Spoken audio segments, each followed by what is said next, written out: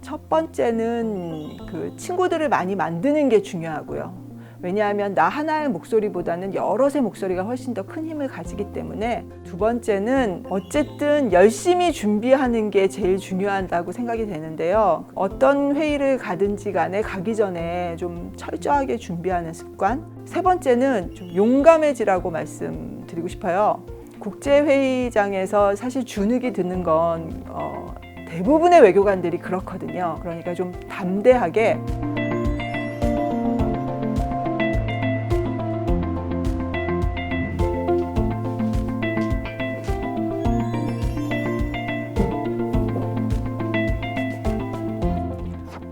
안녕하십니까. 국제무대에서 대한민국의 이익을 증진시키기 위해 일하고 있는 외교부 기후변화대사 김효은입니다.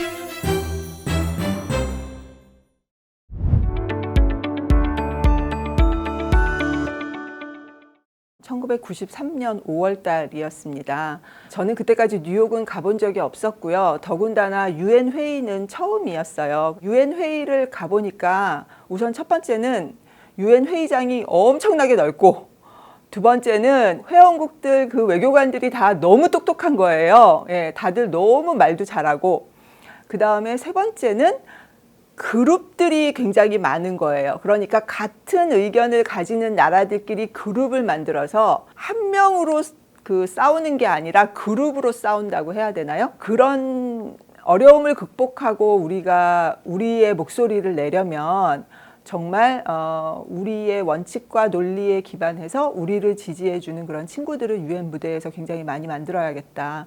그런 생각을 그때 많이 하고 돌아왔습니다. 제가 1992년에 외무고시에 합격했을 때 할아버지께서 저에게 손녀 외교관이라는 제목으로 한시를 지어서 주셨어요. 그 한시에 보면 할아버지께서 맨 마지막 구절에 남녀 성별의 차이로 관직에 차별을 두는 시기는 이미 지났다. 하늘의 명령을 따라서 대성공하여라, 이렇게 축복을 해주신 구절이 있어요. 그래서 여자가 꼭 공부를 그렇게 많이 해야 되나?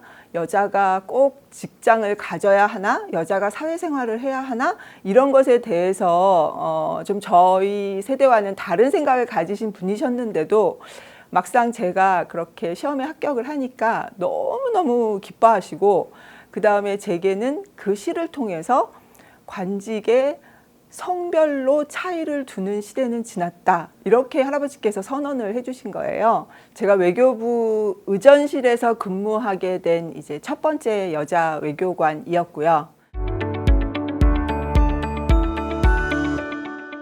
김영삼 대통령께서 중남미 5개국을 순방하실 때 그 순방을 수행하는 일을 맡았었습니다. 과테말라, 칠레, 아르헨티나, 브라질, 페루, 이렇게 5개국을 거의 2, 3일마다 한 번씩 비행기를 타고 옮기면서 그렇게 순방하시는 일정을 같이 지원을 하면서 수행을 했었고요. 당시에 그 정상 외교가 이렇게 힘들지만 또 성과가 많은 거구나라는 걸 알게 되었는데요. 사실 그 한 나라의 국가 원수가 다른 국가를 방문을 하면 정말 그동안에 그 국가들 사이에 이렇게 해결되지 않고 이렇게 숙제처럼 남아 있었던 그런 문제들이 다 그 기회에 정리가 되는 경우도 굉장히 많고, 또 양국 간의 어떤 새로운 협력의 기회를 이렇게 만들 수 있는 것도 굉장히 많아요. 그래서 그때 그 먼 길을 그렇게 순방을 하셨던 정말 대통령님 네 분, 나이도 많으셨는데 정말 체력이 대단하시구나, 이렇게 생각을 했었고요. 또 그분들을 수행하면서 다니시는 그 장관님들도 저보다는 훨씬 나이 많으신 분들이셨는데 진짜 대단하시다라는 생각했었습니다. 파리에 있을 때 한번 유럽에서 공부하고 있는 젊은이들, 한국 젊은이들을 대상으로 국제기구 진출 설명회를 한번 개최해보자, 그런 아이디어를 저희 대표부에서 이렇게 내서 그거를 OECD 사무국하고 협력해가지고 국제기구 진출 설명회를 열었었습니다. 그래서 그 국제기구 진출 설명회가 정말 성황리에 끝났었는데, 그때 유럽에 공부하고 있는 대한민국 유학생들과 내지는 일하고 있는 젊은이들이 이렇게 많구나 라는 걸 제가 알게 됐었고요. 프랑스뿐만 아니라 뭐 심지어 독일, 네덜란드, 뭐 영국 이런 데서 공부하거나 일하고 있는 젊은이들조차 막 기차 타고 막 여행 가방 끌고 이렇게 설명회에 참석을 했었어요. 그러면서 또 다들 굉장히 좋은 정보를 얻고 네트워크도 만들었다. 좋은 사람들을 많이 만날 수 있게 됐다. 그렇게 굉장히 긍정적인 반응을 평가를 해줘서 그게 참 뿌듯하고, 사실 그 이후로 국제기구에 진출하는 대한민국 젊은이들 많이 늘었습니다. 훌륭한 외교관이 과연 어떤 사람인가, 그건 외교관들마다 생각이 다를 것 같습니다. 다 각자가 생각하는 기준이 있을 것 같은데, 저는 훌륭한 외교관은 원칙이 있는 외교관, 신뢰를 지키는 외교관, 그리고 장기적인 안목을 가진 외교관이라고 생각합니다. 원칙과 신뢰는 외교관이 외교라는 장기적인 업무를 수행하는 데 있어서 제일 기본이 되는 자질이라고 생각하고요. 그 다음에 외교는 하루 이틀, 한 달, 두 달, 1년, 2년 하다가 끝낼 일이 아니라 이건 정말 수백 년, 수천 년을 가야 하는 그런 사안이기 때문에 일희일비 하지 말고 멀리 보고 장기적인 안목에서 차근차근 원칙에 기반해서 일을 처리하는 그런 자질을 함양하는 게 외교관에겐 제일 중요하다고 생각합니다. 특히 다자무대에서 훌륭한 외교관으로 활동하기 위해서는 첫 번째는 그 친구들을 많이 만드는 게 중요하고요.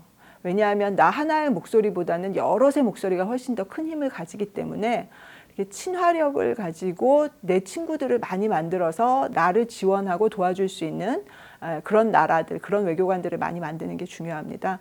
그리고 두 번째는 어쨌든 열심히 준비하는 게 제일 중요하다고 생각이 되는데요. 그 준비 앞에 장사 없다, 뭐 이렇게도 얘기하듯이 어떤 회의를 가든지 간에 가기 전에 좀 철저하게 준비하는 습관, 그리고 자기가 발언할 내용들에 대해서는 좀 꼼꼼하게 챙겨보고, 미리 필요하면 연습도 해보고 그런 시간이 필요하다고 생각이 들고요.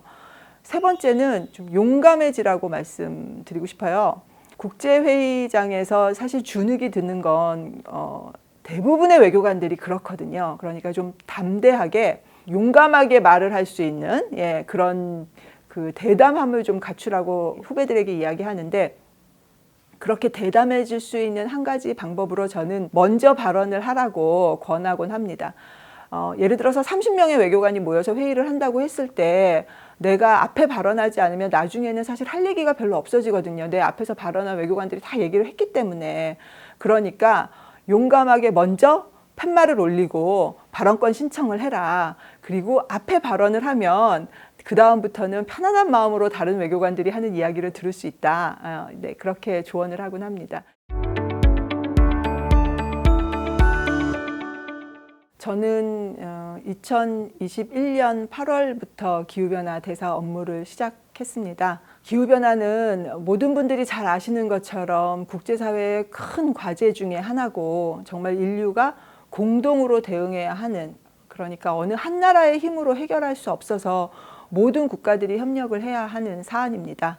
동시에 이 기후변화는 단순한 환경 문제가 아니라 그 온실가스 배출을 줄여야 하는, 그 화석연료의 사용을 줄여야 하는 그런 일이기 때문에 경제 전반에 걸쳐서 영향을 미치는 굉장히 중대한 그런 사안입니다. 이런 중요한 업무를 대한민국을 대표해서 맡을 수 있게 된 것에 대해서는 굉장히 감사하는 마음이 있고요. 동시에 우리나라가 온실가스 감축 행동, 특히 기후변화 대응을 어떻게 잘 할 수 있을까, 국내적으로 그런 활동들을 잘 하실 수 있도록 도움을 드려야 된다라는 무거운 책임감을 느끼고 있습니다. 우리 외교는 점점 더 어려운 길로 들어설 수밖에 없는 상황에 처해 있다고 생각합니다. 가끔 대한민국 외교관보다 더 힘든 나라의 외교관은 어디가 있을까 생각해 볼 때가 있어요. 무슨 이야기냐 하면, 대한민국은 북한이라는 상대방을 바로 국경을 맞대고 가지고 있고요. 4강이라는 굉장히 큰 나라의 틈바구니에서 우리의 국익을 실현하기 위해서 고민해야 하는 국가이기도 하고, 실제로 제가 몇몇 외교관 친구들한테 그런 이야기를 들은 적도 있어요. 대한민국은 굉장히 외교가 중요한 국가임과 동시에 어려운 상황을 많이 맞닥뜨릴 수밖에 없는 운명 같은 걸 가지고 있는 나라라고 생각이 됩니다. 동시에 점점 더 우리의 외교는 가보지 않은 길을 가야 하고 해보지 않은 일을 해야만 하는 그런 상황에 많이 맞닥뜨리게 될 것 같습니다. 최근에 보이는 것처럼 경제와 안보 이슈가 서로 융합이 되고, 또 과학과 기술이 외교의 어떤 수단으로서 또 외교의 자산으로서 활용이 되고, 그렇기 때문에 전통적으로 생각했었던 외교와는 많이 다른 새로운 외교를 경험하게 된다고 생각이 됩니다. 이런 상황에서 대한민국 외교관들이 어떻게 해보지 않고 가보지 않았던 길을 창의적으로 해법을 찾으면서 헤쳐나갈까, 참 고민이 많이 필요한 그런 사안이라고 생각이 되고요.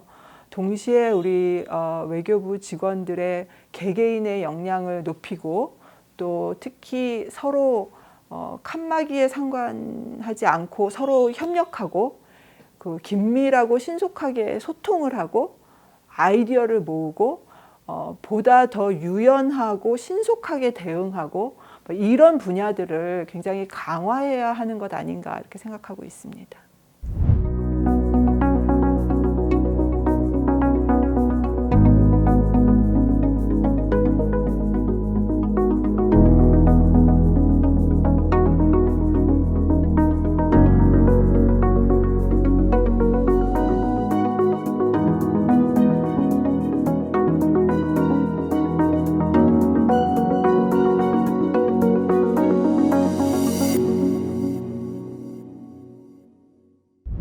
제가 공무원 생활을 시작하던 초기에 선배님께서 해주신 말씀이 있습니다.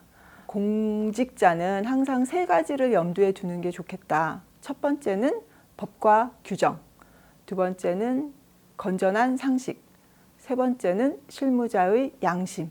내가 하고 있는 일이 법과 규정에 어긋나지 않는가, 법과 규정이 정한 목적을 달성하기 위해서 정말 딱 맞는 일인가 하는 것을 항상 염두에 둬야 한다는 뜻이고요. 두 번째는 법과 규정이 좀 모호하거나 뭔가 재량을 발휘할 수 있는 그런 부분이 있다면 건전한 상식에 기반해서 사람들이 상식적으로 이것을 받아들일 수 있는가, 그것을 그 판단의 잣대로 삼아야 된다, 이렇게 말씀을 해주셨습니다. 마지막으로는 실무자의 양심, 그러니까 자신의 양심에 비추어 나는 내가 이런 결정을 내리는 것에, 이렇게 일을 처리하는 것에 정말 하나도 거리낌이 없다. 자기 마음에 비추어 보고 결정을 내리는 게 필요하겠다.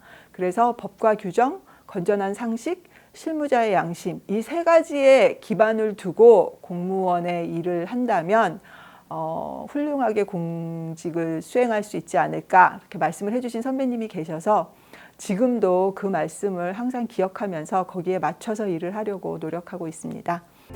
외교관은 국가를 대표해서 해외에서 국익을 실현하기 위해서 노력하는 사람들입니다.